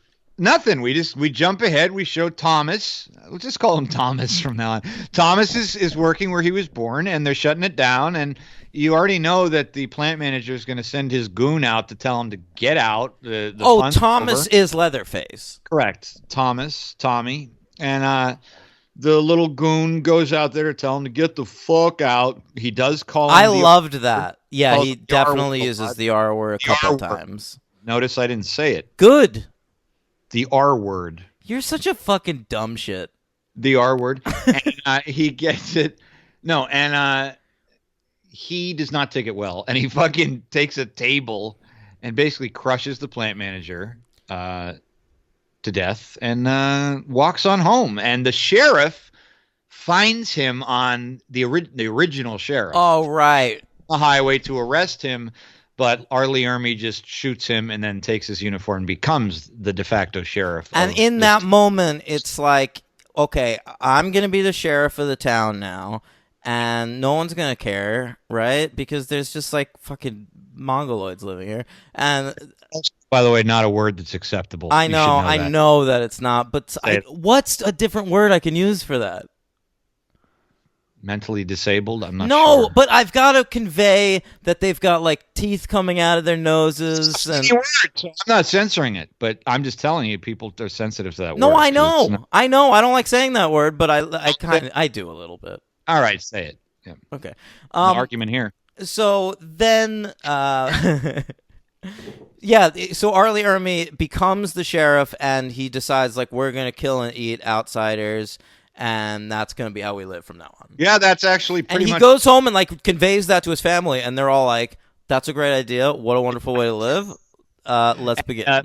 That's no problem. We then learn that R. Lee Ermey, this is not his first venture into cannibalism, because in the Korean War, when he was a POW, they ate each other. So he's already done this. Oh, right. He has like a little origin tale that he delivers. Yes, I forgot about that. Yeah, they ate each other as POWs, and he was one of the lucky ones, I guess, in a very long and protracted sequence that oddly held my attention. I think because that's R. Lee Ermey actually being asked to act for a couple minutes. Yeah, you're right. And even though it's long and sadistic, it's like it's shot differently than the big long scene by the car in the hovel. It's like in daylight. There's some space. You know, there's a lot more daylight and space in this movie. I think the look of this movie is so much better than the last one. It is better. It even has better shots. Like, yeah.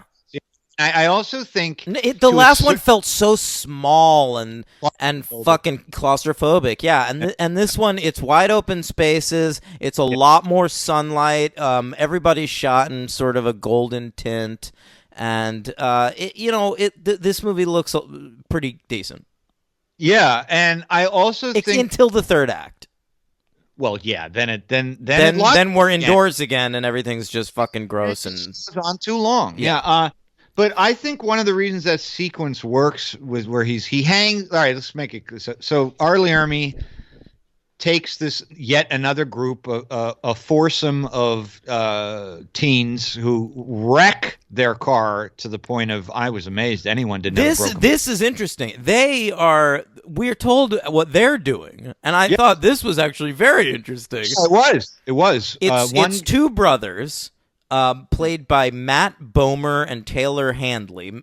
Matt Bomer, of course, is a famous homosexual actor. He was nominated for a bunch of awards for The Normal Heart on HBO. That Mark Ruffalo vehicle. Yeah. He shows up and stuff. Well, I think he's very good in this movie. I think he's very good in this movie, too. I liked him a lot, actually, on Chuck. He plays, like, Chuck's college best friend, who is also a secret agent. And... Taylor Handley, I'm not... Love him. Okay. I hear you on this movie. He's pretty boring. On this movie, but I love Taylor Handley, and this was during like a period of only about 4 years where he was a thing, and then he just was in Too Many Failures. So the first thing I ever saw him in, and the first thing I think anybody ever saw him in, Henry, was of course the high point of the OC, season 1's Oliver arc. Oliver arc. Did you just make that up? Yeah. That's pretty good, man. This Oliver arc was incredible. He was stalking Misha Barton and obsessed with her and trying to get everybody to think Ben McKenzie was insane. It was great. It was like one of those movies, like an obsessed movie. Ben McKenzie of Gotham. It was Sleeping with the Enemy. Yeah. Of Gotham, yeah. So, fucking, I love this guy. The last thing he was allowed to be in, he starred on a Kevin Williamson show called Hidden Palms that got canceled so fast, and it was so trashy, and I fucking loved it. Boy, I'm feeling a little bit bad now about my LVP. No, it's totally fine. He's pretty boring in this. Right. So it's those two. He's given a quartet of people who are much better than he is. I think the actress who plays Bailey, the blonde. I disagree on her. Okay. I thought the blonde girl, she's my LVP. I thought she was pretty bad. I didn't think she was. What's that actress's name? I don't remember. Diora Baird? Did I make that up? No, that's her name. That's it. I liked her. Yeah. I thought she was pretty weak. But, of course, the other girl is Jordana Brewster from The Fast and the Furious films, as well as The Faculty. And she was the one I noticed her eyebrows were too perfect for 1969. Oh, all right. Interesting. I also noticed they were playing a song in the beginning that didn't exist at the time, but that's okay. Who's checking? I noticed that, too. Yeah, it was right now. Right. Right now, baby. Great stuff. Yeah, that wasn't out yet. Also, that song sucks. I think that it's got a nice guitar riff. That's about it. Okay. Wait. So the two brothers, Taylor Handley and Matt Bomer, are enlisting in Vietnam. They've been drafted. Okay, Bomer. Good one. And so they're driving across the state of Texas to the deployment office or whatever. Right. The deployment factory. And anywhere you want. You can fucking go get deployed anywhere. We got to go to California. Oh, is that where they're going? California? I believe so. Yeah, okay, so they're on their way to California, and they're the two couples. Taylor Handley's with this blonde. Bomer's with Jordana Brewster, convincingly playing a straight man. And so what? Yeah. So yeah, I wasn't joking. Sometimes you can sense. I didn't know he was gay until I was doing my superhero count. He's very, very outspoken and political in the best way. Yeah. Good. Yeah, but he's very like fucking macho and convincing, and that I think I was going to say that's one of the reasons that scene works that I was talking about, where he's hung from the rafters there. Mm-hmm. I didn't mean that in a sexual Yes, way. no. I like that scene too. So they're brothers, and they're going to enlist in Vietnam. And what Taylor Handley has not told Matt Bomer yet is that he is going to run away and burn his draft card. And so that's a little secret between them. He thinks they're doing this like brother thing, and we're gonna fight for our country, and he's like really excited about it. Yeah, Bomer wants to re-enlist. Yeah, he's already been to Vietnam. Yeah, he's the older one. He's one of these guys. Wants to go back. One of these fucking guys. Wants to go back. It's because it's the only place he feels he belongs now. Like the Hurt Locker plot over here. Yeah. Can't be happy with this Jordana Brewster. I got to go back to Vietnam. What? I have to hang out at this pool and fuck Jordana Brewster? Why can't I be in the forest getting shot at? Also, very liberal, I guess it's right for the time, but I feel like anytime I watch Vietnam movies that are made now, like, I feel like we are constantly just calling them gooks. Yeah. Well, that's what... When I was in high school, I was taught that. Like, and the American soldiers called the Vietnamese soldiers gooks. It was in my textbook. Really? Yes. Jesus Christ. I wasn't taught that. My racism that I was taught was mainly against black people. Sure. Interesting. Yeah, you're right, though. But he probably would say that word. Yeah, so... Anyway, what happened? They go into a place to. Why do they stop? Just to go to the bathroom or whatever, right? The usual bullshit. And or do they have an issue? Why do they stop? No, they get into a car crash. They get into a bad car crash. No, that's after they stop at the diner. They stop at the diner and those biker robbers eye them and all that. Oh, shit. right. Who cares? That goes nowhere. Goes nowhere. They get back in their Jeep. They are avoiding. It kind of goes somewhere because one of the bikers that like they get in an altercation with follow them, and that's why they get into the car crash. Correct. They don't get in an altercation. They just clock them as suckers. So she, the female biker, follows them and pulls a shotgun out. Mm-hmm. And then they hit a cow. They go through the cow. It was awesome. I think that I think that's probably implausible, but that the cow would almost dissipate. Like it was almost like a Dr. Manhattan zaps you, and the cow just explodes. Yeah, it was great. And then they are wrecked. And Jordana Brewster survives being thrown from this Jeep at least 100 yards. Oh my God. Yeah, because part of like the game of the next scene is that Brewster goes flying through the windshield and lands like sort of in the weeds on the side of the road. And so Arlie Ermey, who then shows up, doesn't find her. And then so the next act of the movie is basically Arlie Ermey abducts the other three, but Jordana Brewster's on their tail. Secretly. She hides in Uncle Monty's pickup tow truck. And hitches a ride back to the mansion. Right, but yeah, in order to get her into the weeds on the side of the road, it really, they have to make it so that she flies half a football field. It's amazing. I mean, that is a hell of a recovery time. And she is not hurt. She's barely injured. No broken bones, nary a pinky scratched. Yeah. Punky Brewster. My favorite part of this scene was when... So right as they're getting into the car crash, Taylor Handley was burning his draft card in the back seat. Yeah. And Arlie Ermey finds the half-burnt draft card, assumes it's Matt Bomer's, and freaks out about it. And I just love the idea that this backwoods know-nothing fucking hick, that's what he cares about, that someone would burn a draft card. Yeah, you don't want to fight for your country? I know. I had the same thought because in the internal logic of the movie, of which I was going with it, I was like, yeah, it makes sense he would be offended by that, even though he's living by no rules of his own. No, it's the kind of thing, pieces of shit like that, they'll rape and murder and steal, and then they'll be like, yeah, but I don't want a flag to touch the ground. He was very against any 1969 Green Bay Packer kneeling for the anthem. Yeah, right. No Dallas Cowboy, I know. Roger Staubach, you get up. That lazy bitch Parks. She should have just moved her ass to the back like she's supposed to. This country ain't nothing without the rule of law.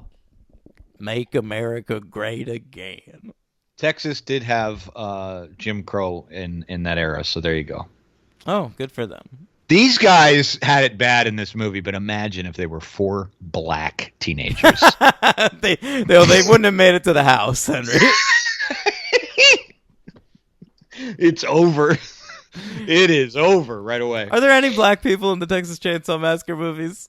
Wow, that's Have we come across a black character? Oh man, that's a great point. I mean, the guy in the end of the first one, the truck driver, right? He's something, I guess. And yeah. Ken Foree, the guy in 3. Oh, that's a great point. Yeah. No, he's good. Yeah. That's about it. 2 in 6 movies. Yeah, that's how we do. All right. Yeah. Henry. Henry. Oh, so they bring him back to the house. There's the thing where they have them hanging, and he's gonna kill Bomer, and Handley admits that it was his draft card. Right. And so he turns his ire to that dude. And meanwhile, Jordana Brewster is like breaking into the house. And there's that amazing scene, the best scene in the movie, where Arlie Ermy is trying to get into the kitchen, and she barricades the door by pushing the table with fucking Leatherface's fat mom against the door. She is. Yeah. And that is crazy, that sequence. I think it's her and Bomer do that. Bomer's free by that point. Yeah. And they push the large woman. But then they eventually get in, and and Bomer gets it here. Right, yeah. You know, the amazing thing about this movie and the prior one is how many times these characters are actually free. Like, they get loose, they get away constantly. And they just don't fucking leave. I mean, I know it's nice when it's noble and they're sticking around for their friends, but sometimes that's not even it. Like, their friends are gone. Everyone's dead. Everyone dies instantly in these movies because they, like, I don't know. I feel like maybe in these modern ones we're tying them up too much. I feel like in the old ones it was like anytime someone would come across one of these fucking family members, they'd get it immediately. Yeah, you're right. And another thing I don't like about this movie is I feel like when we finally do kill them, it's a lot of like slit throats and stabbing and shit. I miss mallets, Henry. Mallets. I enjoyed a mallet to a head. Right. Well, you can't get nearly enough gore out of that if you don't cut someone's fucking face off. But you could, man. Like a head getting hit by a mallet. Oh, it's true. It's true. Dan, we'll make a pact right now. So if we're ever, driving along some country road and we end up You're driving. I'm driving. All right, that's true. And we investigate inexplicably some sort of gas station or house. That's something we do. Right. I want you to do this. So this will be a little promise. Right? If I get captured, okay. If you think that captured, who's capturing you? Some family of hillbillies. Oh, okay. Yeah, believe me, there are a bunch down here. If I get captured, do me a favor. If you think that I'm just a goner, you can go. You don't have to try to come back and save me. I mean, if you think I have a chance, I don't know, man. What if, like, here's the thing. All right. If you're being kept in a main house, main house, I'm leaving. You're gone. But if, like in the Kurt Russell classic Breakdown, they are keeping you in a side barn where you can kind of maybe I can sneak around. Yeah. Then I might try and free you. Otherwise, I'm fucking toast. Is that what you're saying? I'm going to free you if there is even a 30% chance that I can free you. 30%. Yeah. If it's under 30%, you're gone. That's better than I thought, because I honestly thought you were going to say, Henry, you're fucking kidding me. As soon as I see you led away, you're fucking toast. I'm not hanging around at all. But, the which is less than I would do for you, but it's okay. Also, you have to do one more thing. If I am being tortured and you need to put me out of my misery, and I ask you to, you're going to have to do it. Of course I would. I would do that in a second. Okay, no problem on mercy murdering me. No. On mercy killing. None of it. I'm so into that. If anyone wants me to be like the dude who has to like give the order to pull the plug if like you're on life support, I'll do that. Daniel Kevorkian you. And can I eat you afterwards? Oh, right. Right. Maybe I don't want to go on this trip with you. You'll fucking eat me afterwards. You'll be like, you know what? That's my buddy, but do what you need to do with him. But as long as I get like a thigh out of it. Oh, Henry. So Leatherface takes Matt Bomer's face. Good choice. He's a handsome man. God. They kill the blonde. That's a slit throat killing. Yeah. And then Oliver? Who's that? I wrote down Oliver's death is brutal and good. Oliver. Well, there's Uncle Monty. That's a man. Who's Oliver? Who the fuck is Oliver? Oliver! It's called the guy's character from the OC. Nice, very nice. How does he get killed? That's Taylor Handley? Yeah, I must have really liked it. I gotta look because I don't remember. We're such a bad podcast. I don't fucking remember. He gets bear trapped at one point. That's not what I'm thinking of, though. No, he wakes up at the table, at the dinner table. He wakes up at the table, and then what happens? He wakes up and he tries to leave. I don't remember. Oh, he tries to help Jordana Brewster, and he gets a chainsaw through the back, and he's hoisted up. Really yes, yeah. And then tossed like 10 feet. That was actually pretty cool. That was great. Finally, you get to see Leatherface, like, you know, that was like the best kill since the fucking first movie. Like, well, I mean, what were these movies? I used to have a kill count in Friday the 13th. Remember those days? Yeah. We used to have a kill count. And in this one, it's like, we're just about torturing. I feel like we only killed those cops at the end of the last one because it was like, no one died in this fucking thing. Low. So, you know, finally, he fucking takes his kid up with a chainsaw fucking in the slaughterhouse. That's right, in the slaughterhouse. And he fucking tosses him like 10 feet. It's pretty good. And Brewster, I didn't expect this, although I guess it makes sense for what they're trying to set up. I honestly thought she was going to get away. Yeah, she was really, I mean, they wanted you to think she was the final girl really hard.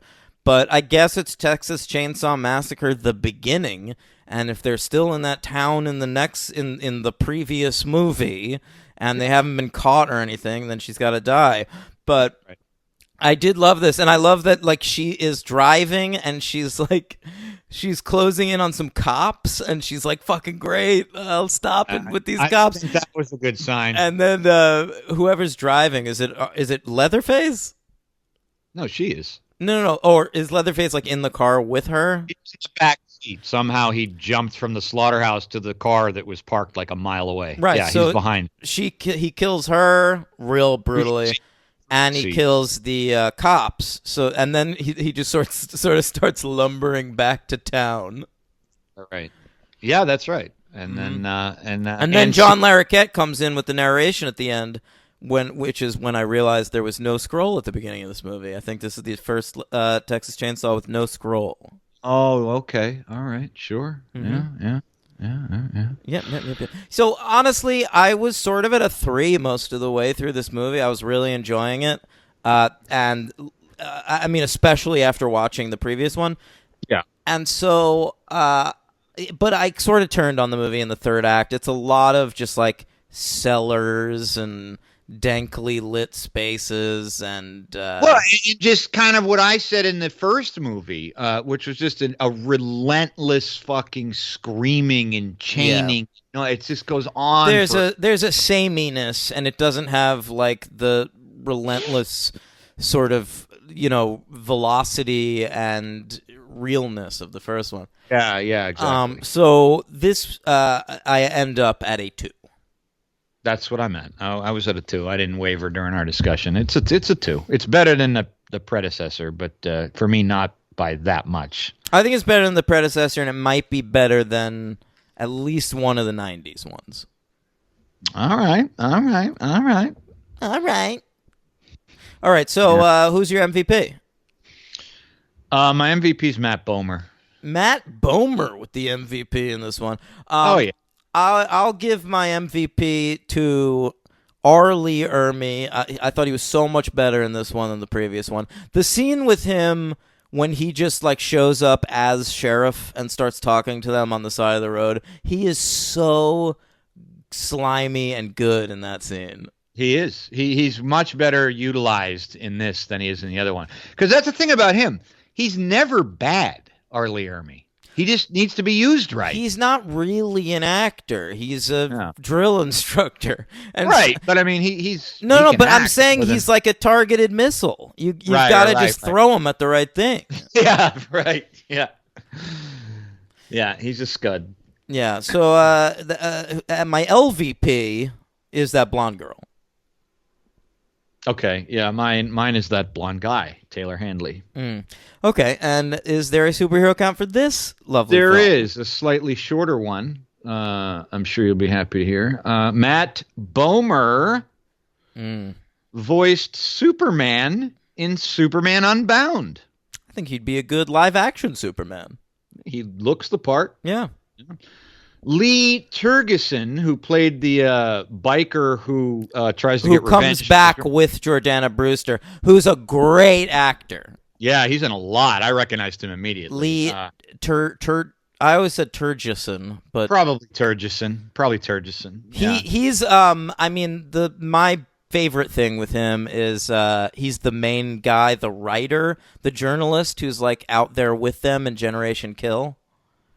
Oh, wow. I never saw Generation Kill. What the fuck? That was one of those ones you tried to make me watch, and I wanted to, and I had your Blu-ray forever, and I just never got around to it. Remember that? Yeah, that's bullshit. That's incredible show. I think I was Iraq ward out at that point. Yeah, I hear you. It was still going on, heavy time. Yeah. He was also on Oz, and he played Chet, the Bill Paxton role in the Weird Science TV show, Henry. Yeah, he's in a lot, man. Yeah, great actor. More people should know about him. Yeah, he's very good. He's also in one of my favorite TV shows, The Purge. He was a main occurring. He was good in the first season of The Purge. I thought he was great. I bet you liked him on that. He was my favorite character in the fourth season. I think his just cameo the first season, and he was really regular. Good show. Anyway, he played. I don't remember him in this, but he played Paxton Page in Daredevil. Season 3. Yeah, I guess. Yeah, I don't recall. Aaron Page's something. Oh, great point. Yeah, probably her dad or something. Brother, I don't know. And he was Mr. Shadow in Watchmen on HBO, which I don't remember Mr. Shadow. I don't know. It must have been one of the cops, right? It was the big Gene Smart episode. Oh, yeah, but that doesn't help me. I know what you mean, but, yeah. Okay, well, anyway. Upcoming on The Plot Against America, baby. David Simon likes him, see?